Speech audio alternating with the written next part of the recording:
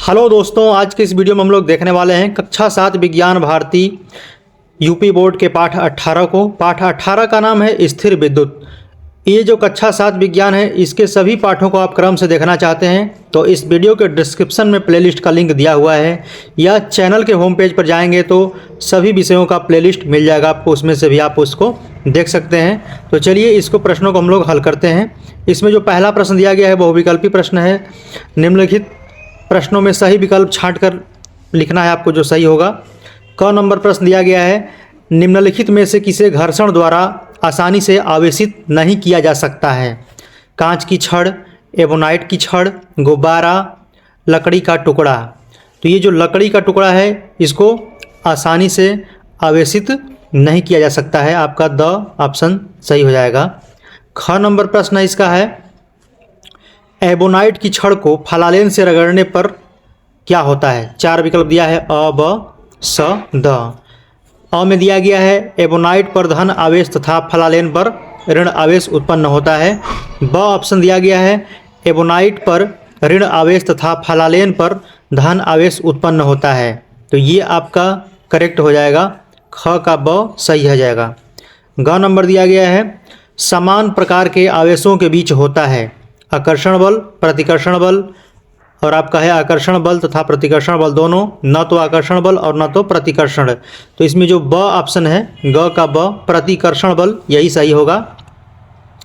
आवेश कितने प्रकार के होते हैं? तो ये आपका 2 प्रकार का होता है। इसका घड़ी घ का ब नंबर सही होगा। तड़ित चालक बनाया जाता है, जो तड़ित चालक होता है वो किसका बनाया जाता है? तो वो तांबा का बनाया जाता है। तो स ऑप्शन इसका सही हो जाएगा। चलिए दूसरा प्रश्न देख लेते हैं जो खाली स्थान से दिया गया है। निम्नलिखित प्रश्नों में दिए गए शब्दों की सहायता से रिक्त स्थानों की पूर्ति कीजिए।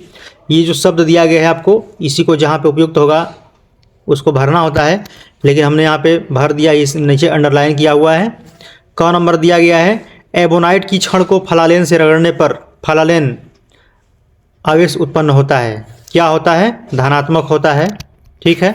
अगला आपका है ख नंबर, कांच की छड़ को रेशम से रगड़ने पर रेशम पर आवेश उत्पन्न होता है, ऋणात्मक। वस्तुओं के आवेशित होने का निश्चित प्रमाण है प्रतिकर्षण। घ नंबर है आपका, भवनों को आकाशीय बिजली से बचाने के लिए चालक का उपयोग करते हैं। कौन सा चालक? तड़ित चालक का उपयोग करते हैं। चलिए 3 नंबर देखते हैं। जो प्रश्न है आपका सही और गलत वाला है। क में दिया गया है, जो बात सही होगा उसको सही लगाएंगे, जो गलत होगा उसको गलत लगाना है। घर्षण द्वारा वस्तुओं को आकर्षित नहीं किया जा सकता, ये गलत है। ठीक है। ख नंबर, कंघे को सूखे बालों पर रगड़ने पर वह कागज के टुकड़ों को आकर्षित करता है, ये सही बात होता है। जो सही होगा उसी को सही करना है। ग नंबर आपका है, विपरीत प्रकार के विद्युत आवेशों में आकर्षण होता है, ये भी सही होगा आपका। तड़ित आघात से मिट्टी की उर्वरा शक्ति घटती है, ये गलत बात है। तो क्या हो गया? ये गलत हो गया। अब चौथा जो प्रश्न हम लोगों का है, जोड़ा बनाने वाला है। स्तंभ क में दिया गया है कुछ और ये एक स्तंभ ख में दिया गया है, तो इनको मिलान करना है आप लोगों को। तो आपको मतलब ये बुक पढ़े हुए अच्छे से तो इसको आसानी समझ सकते हैं, फिर भी यहाँ पे उत्तर दे दिया जाएगा आपको समझने के लिए।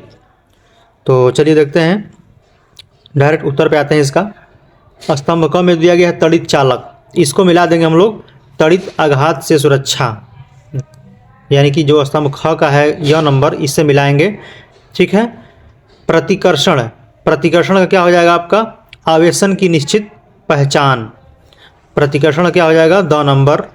और ग का हो जाएगा आपका, प्रेरण का हो जाएगा आवेशन, प्रेरण का हो जाएगा आवेशन। घर्षण, घर्षण क्या होगा? आवेशों का स्थानांतरण, आवेशों का स्थानांतरण। और अंग हो जाएगा आपका बेंजामिन फ्रैंकलिन, आवेशों का नामकरण। ठीक है। तो इस तरह से आप इसको मिला सकते हैं और इसको याद भी करना है। चलिए प्रश्न नंबर 5 देख लेते हैं। आवेशित वस्तुओं में कब आकर्षण और कब प्रतिकर्षण होता है? तो आवेशित वस्तुओं में जब दोनों, मतलब आवेशित वस्तु जब दोनों वस्तुओं में विपरीत प्रकार का आवेश होता है तो उनमें क्या होता है? आकर्षण होता है। परंतु जब दोनों प्रकार में समान प्रकार का आवेश हो तो उसमें प्रतिकर्षण होता है। प्रश्न नंबर 6 दिया गया है, विद्युत चालक व विद्युत रोधी पदार्थों का परीक्षण करने की प्रयोग विधि लिखिए। यानी कि विद्युत चालक जिसमें विद्युत चल सके, प्रवाह कर सके, और विद्युत रोधी पदार्थ यानी कि जिसमें विद्युत प्रवाह ना कर सके, तो इसको हम लोगों को इसमें बताना है। आपका क्या बतलाना है इसमें? प्रयोग करके, प्रयोग विधि इसको समझा करके। तो यहाँ पे मैंने इसको समझाया है, इसको थोड़ा समझ लीजिए। कॉन्सेप्ट इसका बहुत इजी है।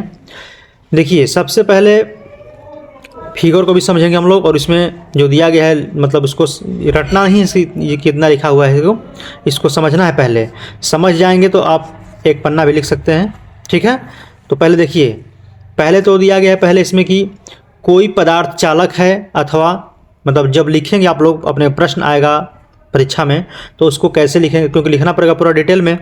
तो पहले तो ये सिंपल चीज़ है कि कोई पदार्थ चालक है अथवा विद्युत रोधी, इसे ज्ञात करने के लिए सबसे पहले हम लोग क्या लेंगे? दो विद्युतदर्शी ए बी लीजिए।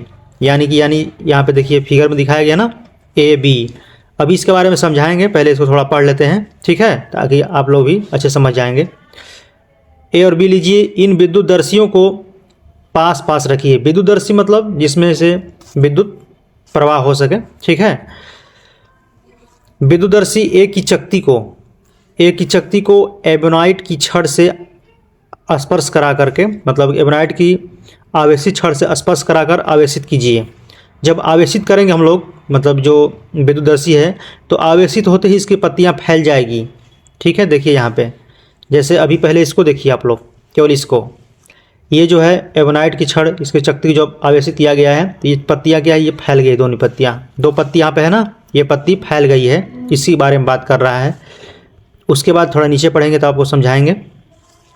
फिर बोला है कि इसकी पत्तियाँ फैल जाती हैं। किसी धातु, आगे जो आपका है बताया जा रहा है, किसी धातु जैसे लोहा, तांबा, एल्यूमिनियम का तार लीजिए। यानी कि आप इसमें से कोई भी तार ले सकते हैं, लोहा, तांबा, एल्यूमिनियम, यानी धातु का कोई तार होना चाहिए। और इसे थर्माकोल की पट्टी में से आर पार निकालिए। थर्माकोल की पट्टी यानी देखिए यहाँ पे जो बताया जा रहा है, यहाँ पे जैसे मान लीजिए कोई थर्माकोल मेरा हो गया, ये यहाँ समझिए, और इसी में होल करना है। इसको होल कर दिए, यानी कि होल इधर हो गया और इधर आर पार निकल गया ये, ठीक है। तो यही जो है ये गोल है ये, ठीक है, जो गोल चक्का जैसा है ये, इसमें होल करके ये निकाला गया है, ये तार निकाला गया है ये वाला। इस बात को ध्यान दीजिएगा आप लोग, ऐसा नहीं कि इसमें ऐसे सटाया गया है, केवल ये गोल है आपका।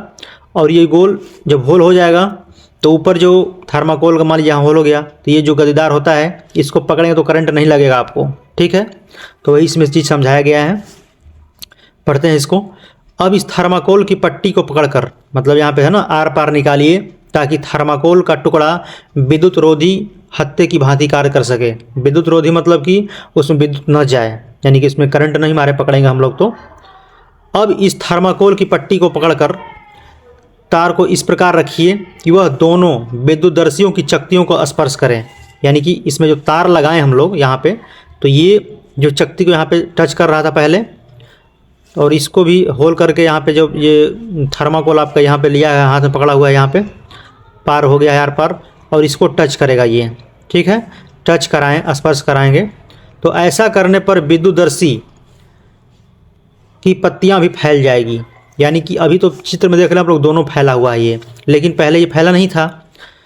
तो पहले ये फैला हुआ था आवेशित करने पे, जब इसमें तार लगा करके धातु की तार लगाया गया चकती में, तो इसका भी तार क्या हुआ, ये फैल गया। तार फैला है ना, ये तार फैल गया। तो इसको समझ गए आप लोग। तो इससे क्या पता चलता है कि ये जो चित्र है इसी के बारे में बताया जा रहा है यहाँ पे। इस कारण यह आवेशित विद्युतदर्शी में से कुछ आवेश तार से होता हुआ अनावेशित विद्युतदर्शी में प्रवाहित हो जाता है। अर्थात प्रयोग में लाया गया हुआ धातु का तार विद्युत आवेश को अपने में से प्रवाहित होने देता है। अतः यह तार विद्युत का चालक है, ठीक है। तो यानी कहने का मतलब यहाँ पे समझ गए होंगे आप लोग कि पहले तो इसको एबोनाइट की छड़ से आवेशित किया गया, इसको पत्तियों फैल गया ये। अब इसमें क्या किया, थर्माकोल से हम लोग यहाँ पे होल करके थर्माकोल में तार को आर पार निकाल करके इसके चकती को और इसकी चकती को सटा दिए। तो इसमें से धारा प्रवाहित होकर के इसमें आने लगा, तब आया तो ये भी क्या हुआ, पत्तियाँ इसका फैल गया, ठीक है। तो अब इसका निष्कर्ष लिख सकते हैं, वे पदार्थ जिनमें से होकर विद्युत आवेश प्रवाहित होता है विद्युत चालक कहलाते हैं, ठीक है। तो अब देखिए इसका जो दूसरा पार्ट है इसको समझेंगे हम लोग।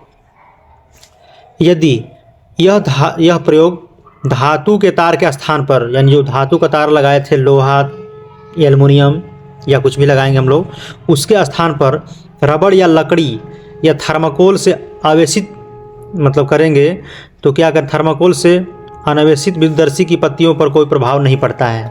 कहने का मतलब यहाँ पे है, देखिए यहाँ पे तो हम लोग जो धातु का तार लिए तो लोहा, तांबा या एल्युमिनियम किसी को करेंगे हम लोग तो इसमें भी इससे प्रभावित होकर इसमें आ गया। और यहाँ पे देखिए बी वाला में ये तो मेरा आवेशित था पहले ए वाला, और ये जो तार है आपका प्लास्टिक का तार है। थर्माकोल में जो होल करके प्लास्टिक का तार लगा दिए यहाँ पे, अब मतलब प्लास्टिक है आपका ये, और इसमें जब करेंगे यहाँ पे तो ये वाला आवेशित नहीं हो रहा है। क्यों नहीं हो रहा है देखिए, इसको थोड़ा यहाँ पे दिखाते हैं आपको।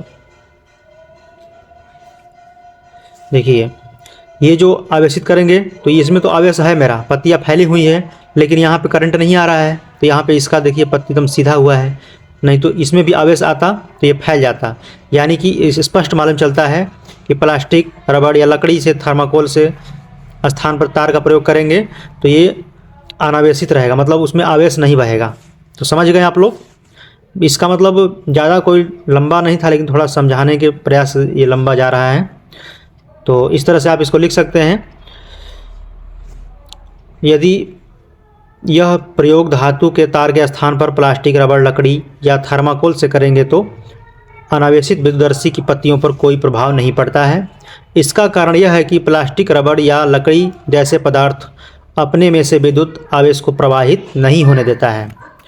ठीक है, तो यहाँ पे लिख सकते हैं पूरा निष्कर्ष में इसका कि वे पदार्थ जिनमें से होकर विद्युत आवेश प्रवाहित नहीं होता है वो क्या कहलाता है, विद्युत रोधी।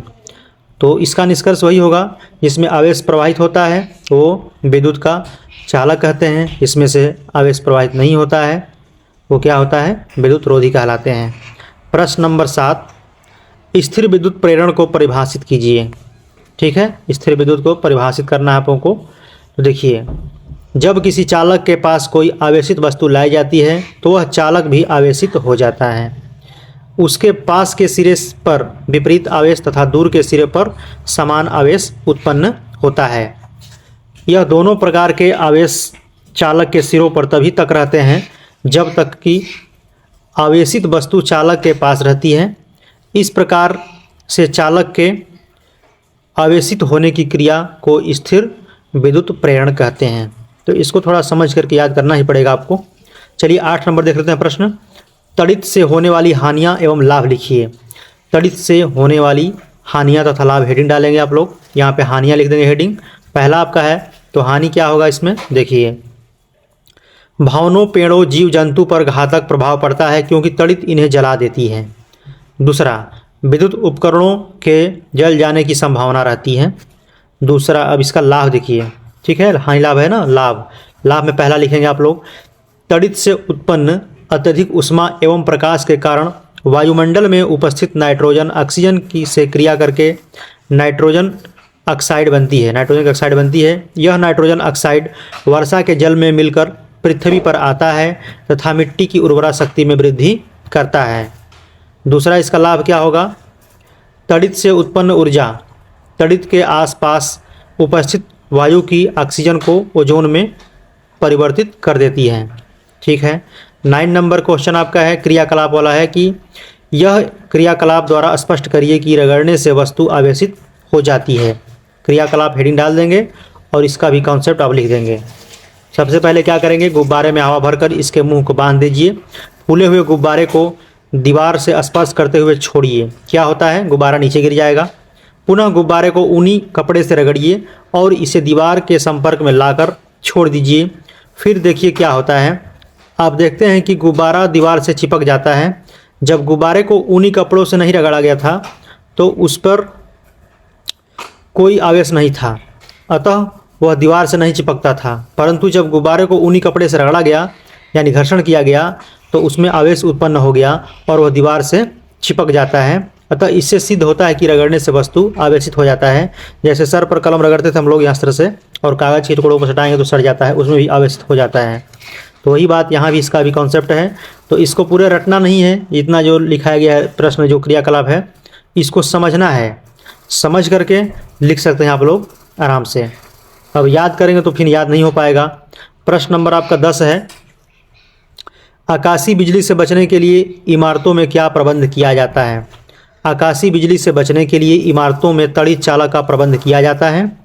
इसके लिए इमारतों पर सुचालक धातु तांबे का बना हुआ तड़ित चालक लगा दिया जाता है, जिससे बादलों का आवेश तड़ित चालक में से होकर पृथ्वी में विसर्जित हो जाता है, यानी पृथ्वी में मिल जाता है और इमारतों की सुरक्षा हो जाती है। तो इतना ही था इस चैप्टर में। मिलते हैं नेक्स्ट वीडियो में। धन्यवाद।